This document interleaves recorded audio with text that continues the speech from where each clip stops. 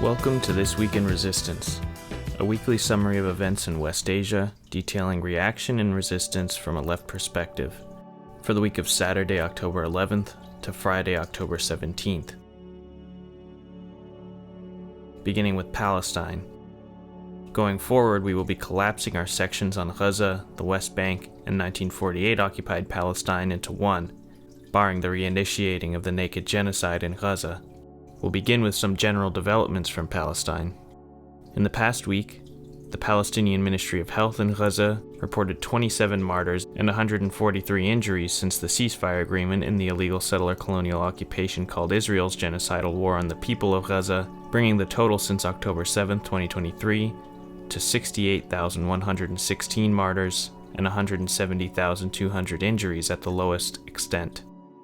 On the 11th, a spokesperson from the Islamic resistance movement, or Hamas, reaffirmed the movement's adherence to the ceasefire agreement while maintaining their position in favor of a technocratic government of Gaza on the basis of it being, quote, purely Palestinian, end quote, as well as stating that weapons must stay in the hands of the Palestinian people. Just before withdrawing, the Israeli occupation forces, or IOF, completely destroyed Al-Antisi Children's Hospital in Gaza, leaving it in ruins. Still, the civil defense spokesperson in Gaza reported that almost 500,000 displaced Palestinians have already returned to northern Gaza since the beginning of the ceasefire. On the 12th, the Ministry of the Interior and National Security in Gaza announced a general amnesty period for collaborators with the occupation during the war of genocide, stating that for a week following October 13th, individuals will be able to surrender, otherwise they will face justice. Also on the 12th, leaders of the resistance reported that the occupation was continuing to stall and tamper with the ceasefire agreement, primarily on prisoner lists. They had already denied the release of prominent imprisoned resistance leaders such as Marwan Barghouti and Ahmad Saadat, as well as two important doctors from Gaza, Dr. Hussam Abu Safia, director of Kamal Adwan Hospital, and Dr. Marwan Abu Hams, both kidnapped by the occupation. The armed wing of Hamas, the Mater Izzad-Din al-Qassam Brigades, or henceforth al-Qassam Brigades, released the list of names of the 20 living IOF prisoners of war to be exchanged as per the ceasefire agreement. The POWs were scheduled to be released in two batches, at 8 a.m. and 10 a.m. on the 13th, with Palestinian prisoners to be released also at 10 a.m. Al-Qassam Brigades released a statement encapsulating their position on the recent developments. Quote, "What has been reached in terms of an agreement is the fruit of the steadfastness of our people and the resilience of its fighters, and we announce our commitment to the agreement reached and the associated timelines, provided that the occupation adheres to it. The resistance has always been keen to stop the war of genocide and has sought to do so since the first months, but the enemy thwarted all efforts due to its narrow calculations and to satisfy the instinct of brutality and revenge of its Nazi government. The enemy failed to recover its prisoners through military pressure, despite its intelligence superiority and the surplus of power it possesses, and here it is submitting and recovering its prisoners through an exchange deal, as the resistance promised from the beginning.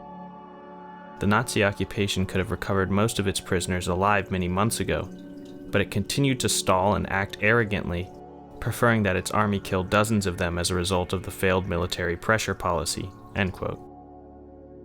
Prior to the release of Palestinian prisoners, the occupation allowed a settler journalist to document the colonial prison authorities humiliating the detainees in preparation for their release.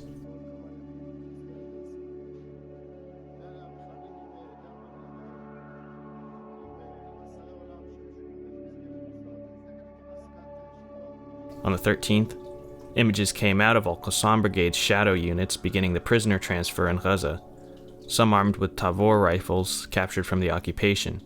Al-Qassam Brigades also announced the transfer of 4 of the bodies of the IOF POWs, in alignment with the ceasefire agreement. 7 living POWs were transferred initially, and they were brought to a base in occupied Palestine. Within hours, all of the remaining living POWs had been handed over to the Red Cross. Palestinian prisoners began to be released in Khan Yunis, in Gaza, and in Beitunia, Ramallah, and the West Bank, where prior the occupation threatened locals not to show up to support or celebrate their return. Many of the freed prisoners were in terrible condition, some even having to be carried out of the buses as they were too weak or too hurt to walk on their own, further driving home the depravity of the occupation and their horrific treatment of prisoners, most of whom are of a political nature. Released journalist Shadi Abu Saido describes the torture and humiliation they were subjected to before release. وانسجنت جوعان وطلعت جوعان اقسم بالله انه ما بناكل ولا بنشرب ونشبح عريانين واحنا بيشبحونا عريانين بيشبحونا ليل ونهار لحتى اليوم هم قاعدين بيجرحوا فينا وبيلكنوا فينا وبيغلطوا علينا بكل اشكال العذابان على المستوى النفسي والجسدي. والله ما بننام يهددونا باولادنا قتلنا اولادكم ما فيش غزه. خشيت غزه لقيت هذا مشهد من مشاهد يوم القيامه. مش غزه ولا الناس وين العالم وين الناس. هذا مش ناس. The IOF opened fire on Palestinians waiting for the release of their loved ones near Ofar prison, west of Ramallah, injuring at least one. The released prisoners include Ayman al-Qurd from Al-Quds or Jerusalem, serving a 35-year sentence for stabbing 2 occupation soldiers in 2016, who was shot and rendered paraplegic and then medically neglected in occupation prisons, and whose family home was ransacked by the IOF upon his release, and his brother severely beaten, breaking his nose and foot. Other prisoners include Mahmoud Abdullah al-Arida from Arabah, Jenin, leader of the Freedom Tunnel escape in which, after digging with spoons for over 9 months in 2021, 6 resistance fighters held in Gilboa prison escaped from under the occupation's nose. Although they were all eventually recaptured, it marked one of the most powerful images and actions in the prisoners' movement in recent memory. Al-Arida joined Palestinian Islamic Jihad, or PIJ, while imprisoned for participating in the First Intifada from 1992 to 1996.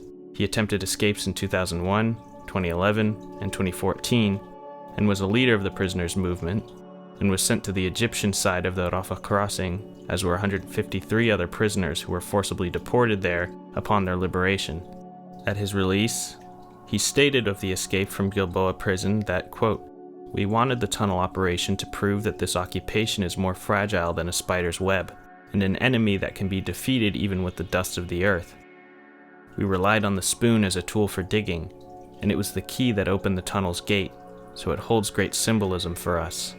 When we escaped from the prison, the borders of Jordan were about 6 kilometers away, and we refused to enter Jordanian territory because the policy of exile and seeking refuge is not part of our thinking." End quote. Nara Mamdou Saleh Sadaqa, sentenced to 6 life sentences, was released after 21 years in occupation prisons. A member of the Samaritan community, an ancient ethno-religious sect recognized as indigenous Palestinians by all sections of the resistance, and a member of the communist resistance group the Popular Front for the Liberation of Palestine, or PFLP, was another freed prisoner. He joined the PFLP after participating in the First and Second Intifadas, later becoming a leader of their military wing in Nablus in the West Bank, and becoming a pillar of their prison wing after his arrest in 2004. Kamil Said, or Abu Hanish, from Beit Dajan, Nablus, was sentenced to 9 life terms plus 78 years, and was jailed since 2003 for organizing and leading armed resistance during the Second Intifada, and he was another leader of the PFLP. Mohammed Kamel Imran, from Sinjir in Al-Khalil, or Hebron, was freed after 23 years in occupation prisons, sentenced to 13 life terms for being a prominent fighter in PIJ's armed wing, Sarai al-Quds, which he joined at the beginning of the 2000 Al-Aqsa Intifada, going on to carry out many operations against the occupation. Again, these are just a few of the many prisoners that tasted liberation upon the completion of this exchange deal. Resistance leaders and members of the negotiating delegation in Egypt received those prisoners deported to Cairo following the exchange deal on the 14th.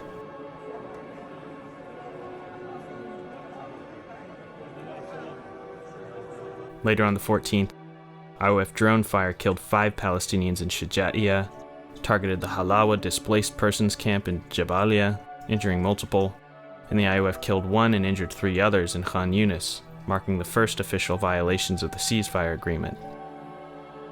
The IOF threatened the people of Gaza not to approach their positions at the yellow withdrawal line, which they used as a pretext to carry out these attacks. Due to the difficulty of recovering some of the bodies of the IOF POWs, Hamas was only able to return 4 of the bodies mentioned earlier, informing the mediators of this, to which the occupation responded by delaying the opening of the Rafah crossing, which was promised in the agreement, and reducing the amount of aid entering the strip. They informed the UN that they would only be allowing 300 trucks in on the 14th, half of the previously agreed number, but the director of the media office in Gaza confirmed in an interview that since crossings opened, only 173 trucks had entered, including only 9 carrying fuel. The prisoners' media office reported on the 14th that nearly 4,000 Palestinian prisoners from across the occupied territories had been released as a part of Tufan al-Ahrar, including 503 serving life sentences, which is 87% of all life sentence prisoners, as well as 13 pre-Oslo Accords prisoners, 41 re-arrested prisoners from the 2011 prisoner exchange, and 2,718 Gazan prisoners. Footage released by settler media depicts empty prison sections.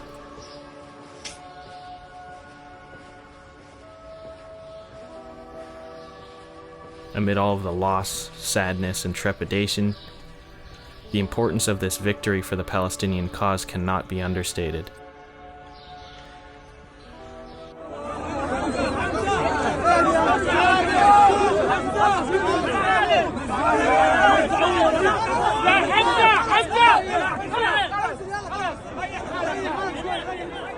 Deputy Secretary General of PIJ, Mohammed al-Hindi, stated that, quote, "The resistance factions did not agree to disarmament, and we do not accept the threat of disarming them by force," end quote, in response to threatening statements made by Donald Trump.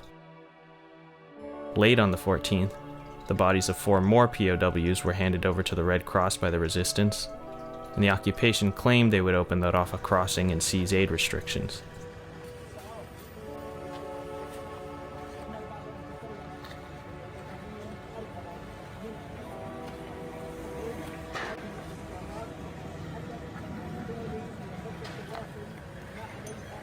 On the 15th, IOF drone fire killed 2 Gazans returning to their homes in Shuja'iyah, and occupation tanks and boats opened fire on Khan Yunis and Rafah, bringing the documented ceasefire violations to 36.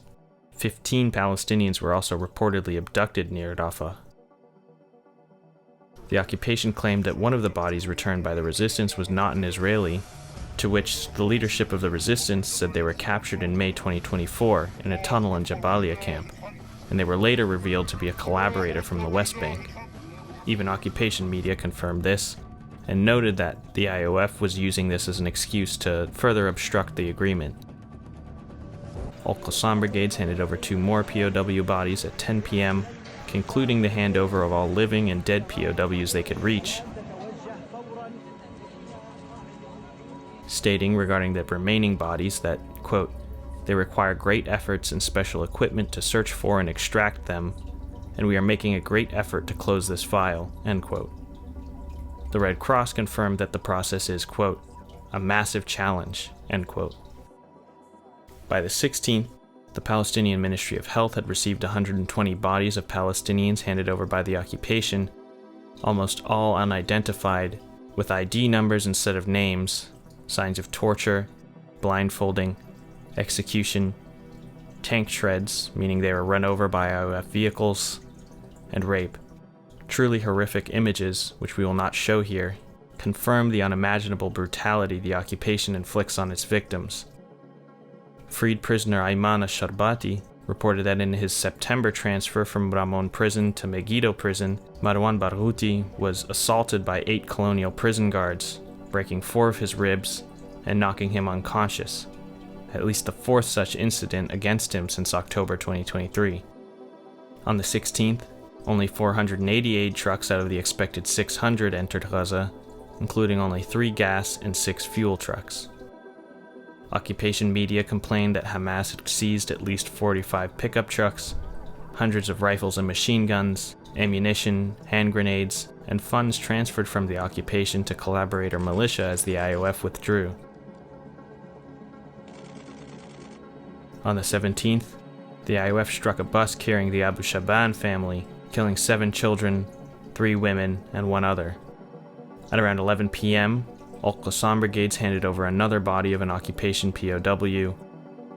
And in general, despite the horrors of the past 2 years, the constantly looming threat of a resumption of the all-out genocide, and the devastation all around, Palestinians in Gaza continued returning to their homes, attempting to return to some semblance of normal life. As vendors opened up shop again, residents began to clean up their homes, and the indigenous municipal government continued clearing rubble and reopening roads. Now we'll move to colonial violence in the West Bank in 1948 occupied Palestine, where on October 11th, the town of Beitah, south of Nablus, which saw massive colonial violence last week surrounding olive harvests, as is occurring around the West Bank, again faced violence by the occupation, as multiple locals suffered cases of suffocation due to the IOF firing tear gas canisters at olive harvest sites. The IOF carried out a mass detention in Al-Bideh and tore down Palestinian flags while storming the village of Urif, south of Nablus. Settlers harassed the village of Rujaib, east of Nablus. The IOF invaded several villages in southern Jenin, including the village of Sanur and the village of Anza. Residents of the town of Az-Zababdeh, also south of Jenin, confronted invading occupation forces. The IOF shut the main entrance to Deir Istia, northwest of Salfit, in part to restrict indigenous Palestinian farmers from the olive harvests. They later shut the Shuafat checkpoint and occupied Al-Quds or Jerusalem. Occupation forces fired tear gas at residents of Beit Furik, east of Nablus, arrested 1 in the area of Bab al-Amud in Al-Quds Old City,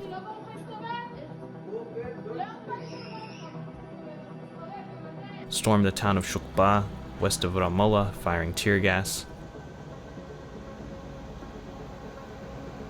and settlers torched a vehicle and sprayed racist slogans on homes in the village of Majd al-Bani Fadil, south of Nablus. Settlers torched another car in the morning of the 12th, this time in the village of At-Taibeh, east of Ramallah. Settlers grazed their cattle on indigenous Palestinian land near the village of Al-Mughayir, southeast of Salfit. Armed settlers were later filmed grazing goats on Palestinian land in the same area, and this is a common tactic of colonial intimidation and violence with the goal of land seizure. Continuing weeks of consistent provocation, settlers broke into the courtyards of Al-Aqsa Mosque, the third holiest site in Islam, and the most important one outside of those controlled by Saudi Arabia. The IOF shot and injured a Palestinian in the town of Aram, northeast of Al-Quds, blocked and harassed indigenous Palestinian farmers from harvesting their olives in the village of Ibna, west of Al-Khalil or Hebron. Settlers were stealing Palestinian olives near the town of Turmusaya, northeast of Ramallah, a common sight in the harvest season, which, again, yearly sees spikes in colonial violence. And really, as we have said before, settlers in the IOF are 2 blades of the same spear, as shown, for instance, in this video of them working together to harass the village of Subah, southwest of Al-Khalil. Similarly, for a second day in a row, settlers in the IOF attacked Palestinian olive farmers in the village of Burqa, east of Ramallah.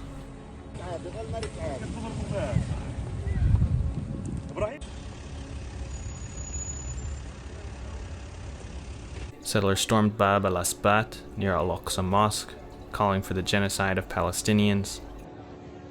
The IOF detained a Palestinian in Beitah and seized his truck, searched a vehicle in northern Tulqadam. Settlers attacked residents at the entrance to the town of Sinjil, north of Ramallah, as the IOF shot live ammunition and threw stun grenades there. The IOF harassed Palestinians at the Atara military checkpoint in northern Ramallah, seized a bulldozer doing work in Bani Naim, east of Al-Khalil. Settlers raised the flag of the illegal settler colonial occupation on Mount Sabih over Beitah as they expanded the illegal Avatar settlement there. A settler assaulted a Palestinian near the apartheid wall in Aram, and a large occupation force, including a bulldozer, invaded eastern Nablus city, heading to the New Askar camp, where they fired tear gas and maintained a drone presence. Early on the 13th, the IOF was storming homes of prisoners set to be released in the exchange deal, including in the town of Tukul, southeast of Bethlehem or Bethlehem. Settlers attacked a home in the village of Safa, north of Ramallah.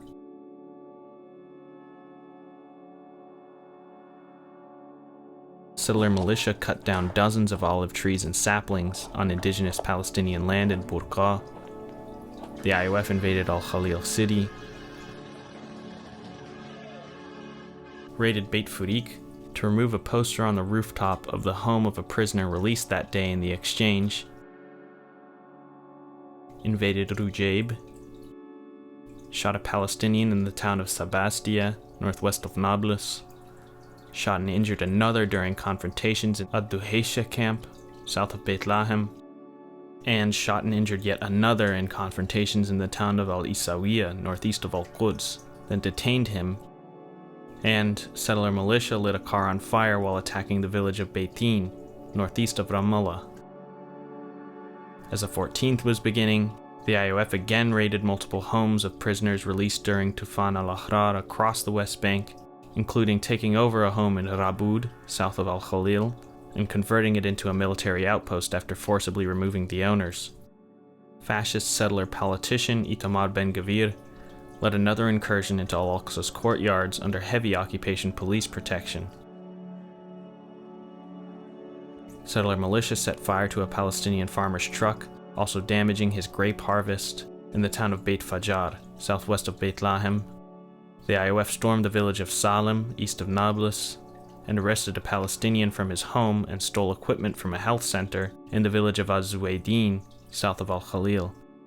Settlers harassed a Palestinian Bedouin community east of the town of Mukhamas, northeast of Ramallah. The IOF assaulted and detained a man after seizing his vehicle in Al-Khalil,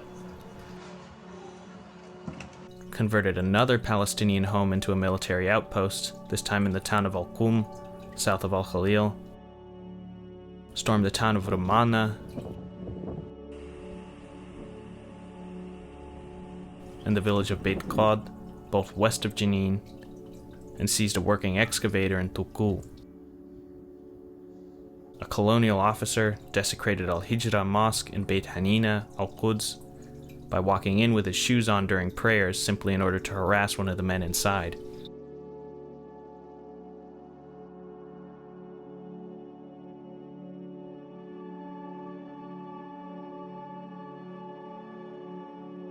Residents of Idna stood up to an IOF invasion of the town. The IOF stormed the town of Ya'bad, southwest of Jenin,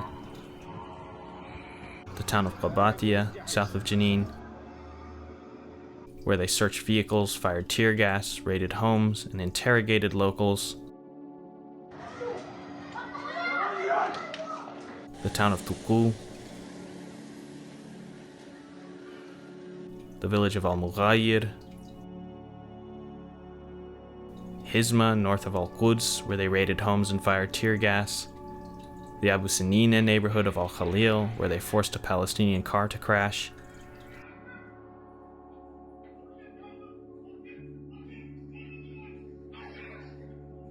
and finally, eastern Nablus city. As the 15th was beginning, the raids continued as the IOF invaded Beitunia. Settlers later attacked indigenous Palestinian farmers and damaged agricultural property in the village of Kafr Qadum near Qalqilia. The IOF sealed off all entrances to Al-Mughayir, barring all movement into and out of the area. A Palestinian man named Salim Raj al-Far from Az-Zababdeh was killed by the occupation near the apartheid wall north of Al-Quds, and the IOF then tightened restrictions at the Jabba military checkpoint in the area. Occupation forces abducted a 7-year-old Palestinian named Mohammed Sabta alongside his mother after they ransacked their home in Al-Isawiya. The IOF vandalized posters of martyred Palestinians in Jenin.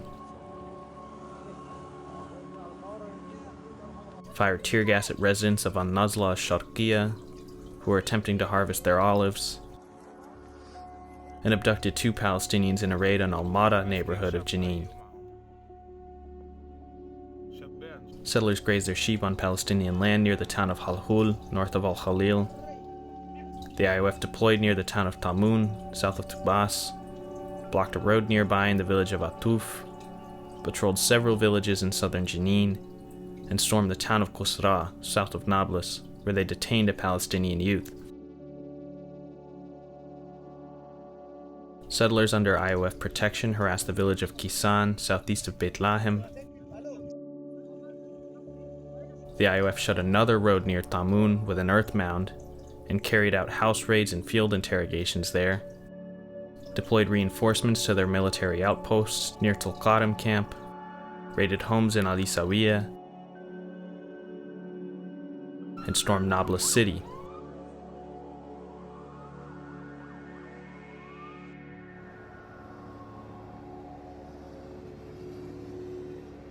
Closing off a street, detaining multiple workers at the local fire department, and injuring at least 4 with live fire. Finally, that day, settlers damaged at least 10 Palestinian vehicles in the town of Huwara, south of Nablus, by throwing stones at them. On the 16th, the IOF vandalized a Palestinian home in Kafr Qadum. The occupation demolished a home in Al-Mughayir.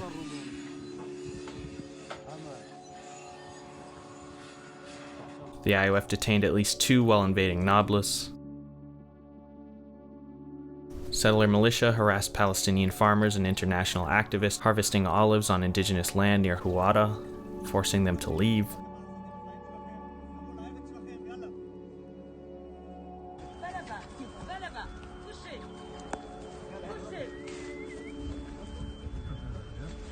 Settlers again attacked Kisan. 2 were injured in another settler attack on olive harvesters near the town of Kafr Ayi, northeast of Tulkarem. The IOF abducted a Palestinian youth in Kafr Qadum and again ransacked homes there, as the town is under an occupation-imposed curfew.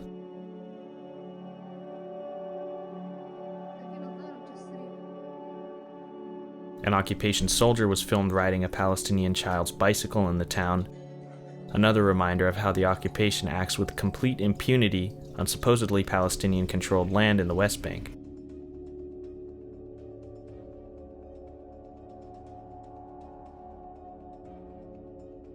Settlers lit Palestinian farmland on fire near the village of Jit, west of Nablus.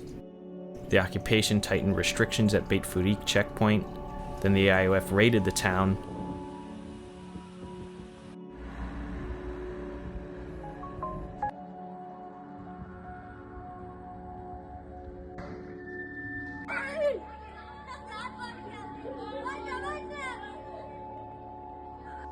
Occupation forces shot and killed 11-year-old Mohammed Bahjat al-Halak in the village of Arihia, south of Al-Khalil, and fired tear gas towards homes in the area.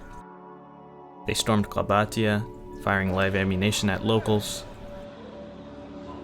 and arresting a Palestinian, stormed Burqa, as well as the city of Qalqilia, where they fired tear gas at locals confronting the invasion, Al-Farah camp south of Tubas,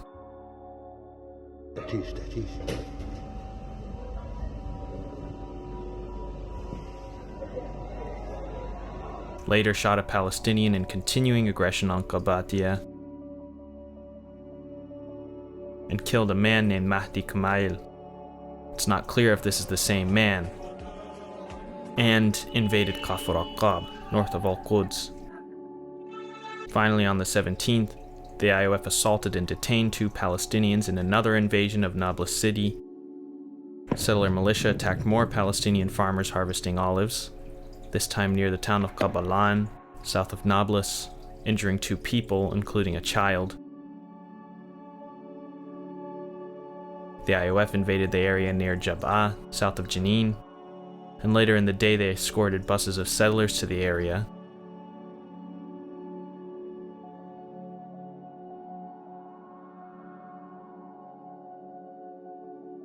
Settlers again grazed their goats on Palestinian land near Al-Mughayir. Settlers and occupation soldiers harassed Palestinian farmers near Salem, preventing them from harvesting their olives. Settlers blocked aid heading towards Gaza near the Karam Abu Salam crossing.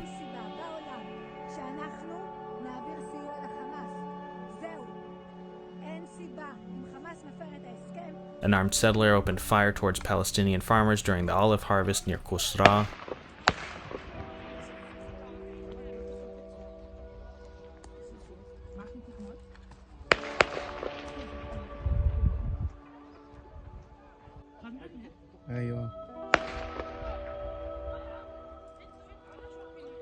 The IOF temporarily detained journalists near an olive harvest event in the village of Ramin, east of Tulqaram, injuring one of them named Hamza Hamdan. Settlers blocked and harassed an ambulance near the town of Silwad, east of Ramallah, and it was later reported that they injured 5 civilians there. The IOF continued harassing olive harvesters around Beitah. Armed settlers stole olives from indigenous Palestinian farmland near the village of Douma, south of Nablus. Settlers forced Palestinian farmers off their own lands in Wadi al-Hajj Isa, southeast of Nablus. You go first. The IOF fired tear gas at residents of Beitah.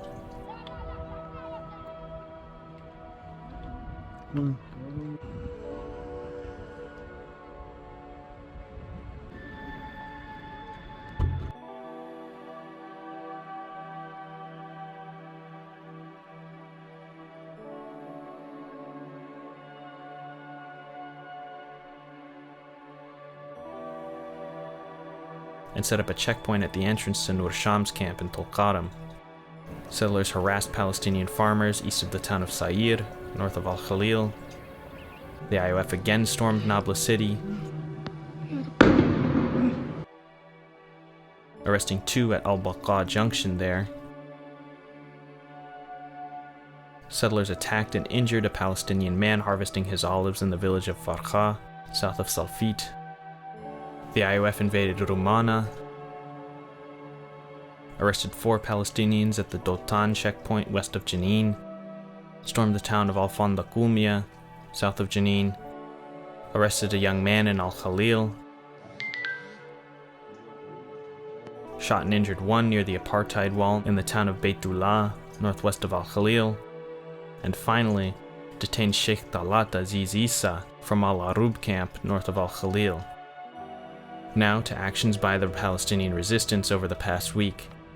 On Saturday, October 11th, Al-Qassam brigades reported that on the 9th, their fighters detonated a ground charge on a Merkava tank southwest of the neighborhood of Az-Zaytun, south of Gaza City, and on the same day they targeted another Merkava tank with a Yasin 105 shell in the area of Yarmouk, north of Gaza City.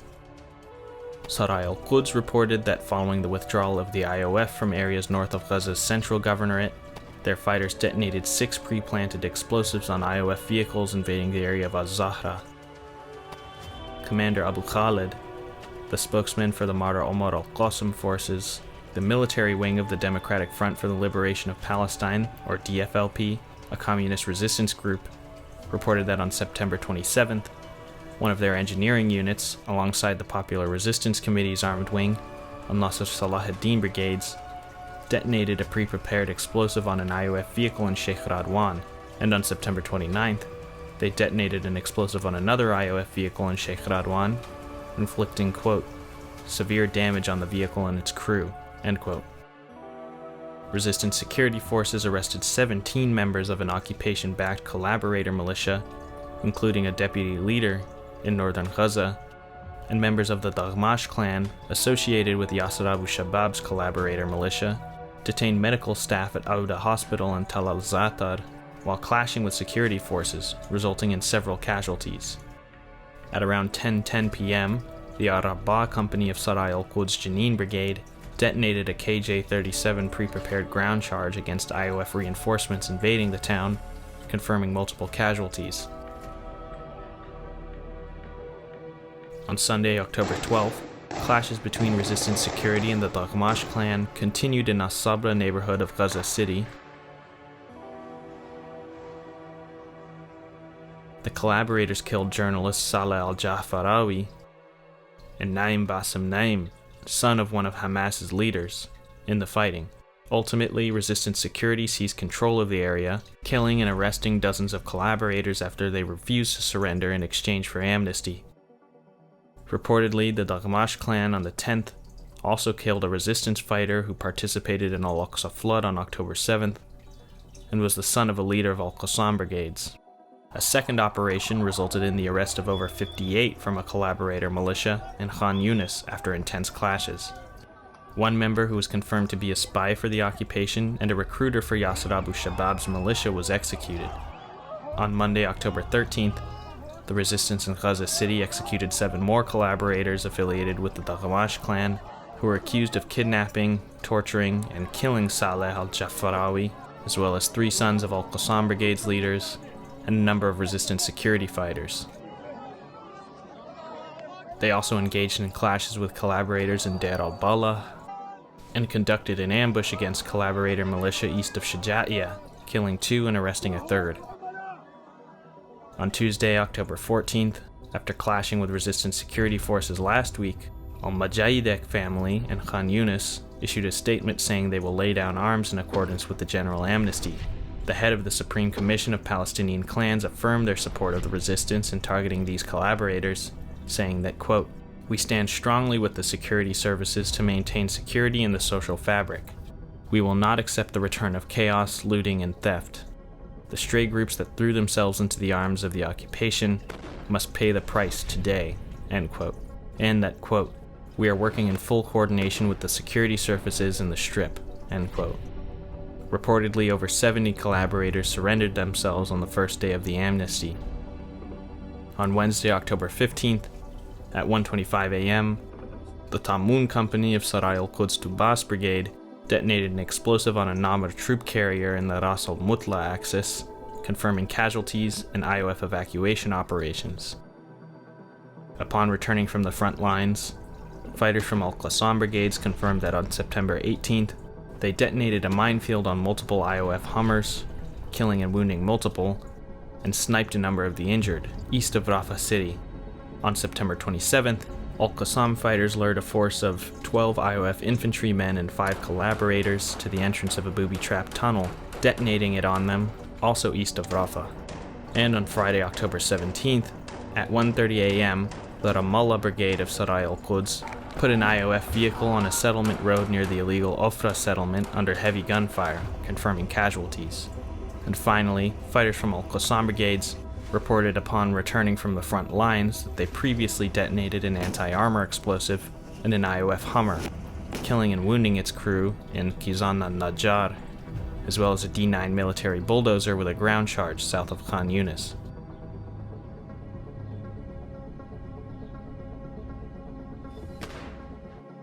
Now to Syria.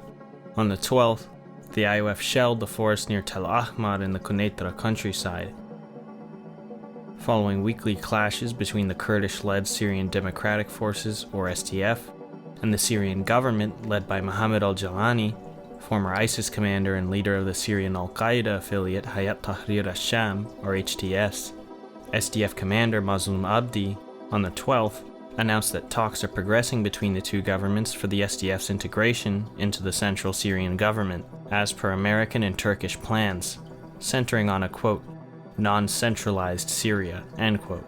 Abdi stated in an interview that they had, quote, reached a preliminary agreement regarding the mechanism for integrating the SDF and the internal security forces within the framework of defense and interior ministries, end quote. Still, government forces injured 2 members of the SDF Asaish internal security forces at a checkpoint at Sheikh Khan roundabout. On the 15th, the IOF advanced into the village of Al-Ufania in the Quneitra countryside, raiding 2 homes, and later moved 8 military vehicles, including a bulldozer and 2 tanks, towards As-Samdaniya Ash-Sharqiyya, where they stayed for hours before pulling back towards the city of Quneitra. An ISIS cell attacked an SDF military post in eastern Deir ez-Zor with an RPG, and ISIS carried out another attack in Ash-Shafa. Finally, on the 16th, 4 members of the HTS government's Ministry of Defense were killed and 9 others injured in an unclaimed roadside IED attack on the main road between Deir ez-Zor and Al-Mayadeen.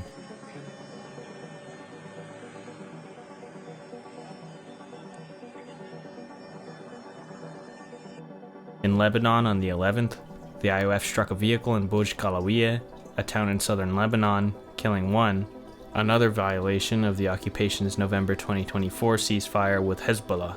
Most of these violations occur in areas of southern Lebanon, where all locations to follow will be, unless indicated otherwise. An IOF drone strike hit a house in Ait al-Shab. The IOF hit a bulldozer with 2 bombs in the town of Belida.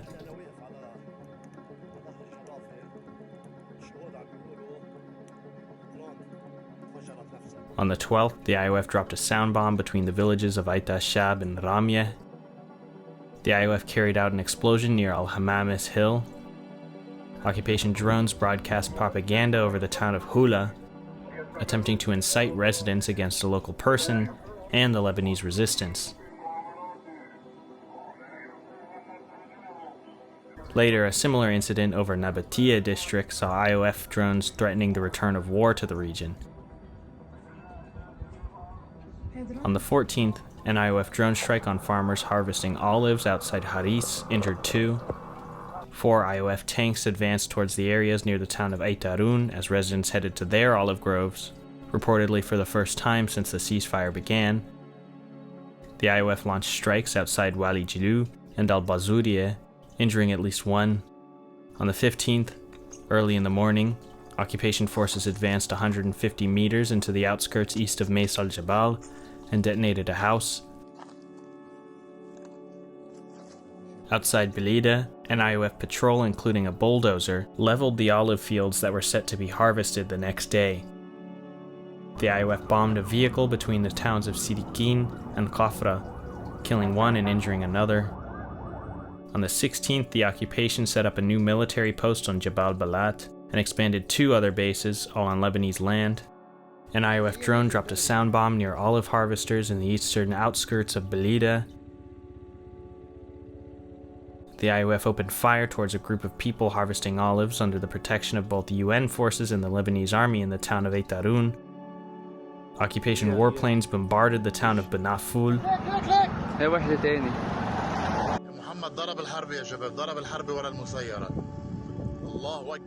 The area between the towns of Rumin and Humin, then hit the town of Shemistar in Baalbek, eastern Lebanon, injuring 1, struck Aliyah Tahir Hill with a drone, and later carried out around 20 heavy airstrikes in the coastal areas of southern Lebanon, targeting a quarry, a concrete plant, a stone-cutting factory, and a diesel tank, among other things, killing 1 and injuring at least 7.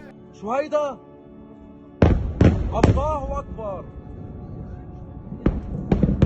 الله أكبر شهيدة.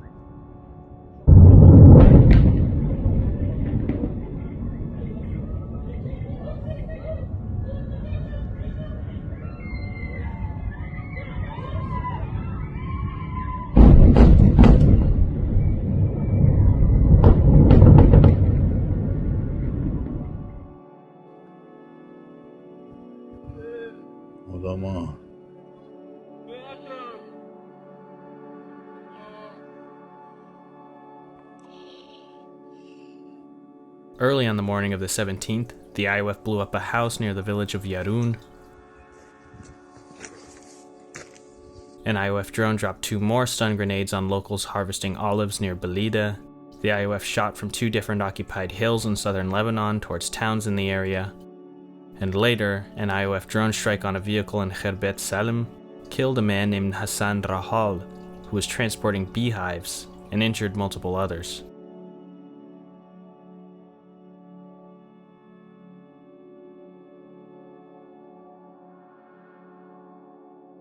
In Yemen on the 15th, a Yemeni civilian was injured by Saudi gunfire in the Shada border district. On the 16th, the Yemeni Armed Forces, or YAF, announced the death of their Chief of Staff, Major General Mohammed Abdul Qarim al-Ghamari, and his 13-year-old son Hussein, due to IOF aggression back in June. His death was mourned by resistance factions across Palestine and West Asia in general. Later that day, the IOF released a statement covering their operations to end the genocide in Gaza, which they paused at the request of the Palestinian resistance due to the ceasefire agreement, in which they have made clear they will resume if the occupation does not hold to the ceasefire agreement. The total number of operations numbered 758, comprising 1,835 ballistic, winged, and hypersonic missiles, drones, and boats. Their naval forces carried out 346 operations on more than 228 vessels in the Red Sea, Bab al-Mandeb, the Gulf of Aden, the Arabian Sea, and the Indian Ocean. Yemeni air defenses shot down 22 American MQ-9 reconnaissance Reaper drones and launched 40 interceptions of enemy air formations using more than 57 missiles to thwart and deter aggressions by air. Finally, Yemen's weekly mass demonstrations in solidarity with Palestine continued in the capital of Sana'a on Friday, the 17th. And lastly for this week in Iraq, ahead of parliamentary elections set for November 11th, Safa Mashhadani, a candidate for the Sunni-led Sovereignty Alliance, was killed by a car bomb in Tarmiya, north of Baghdad, on the 15th.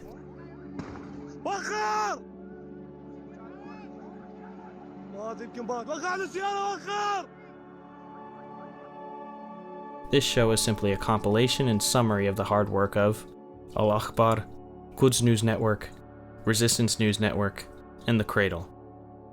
Their consistent reporting and analysis are the only reason this show is possible. Thank you for watching.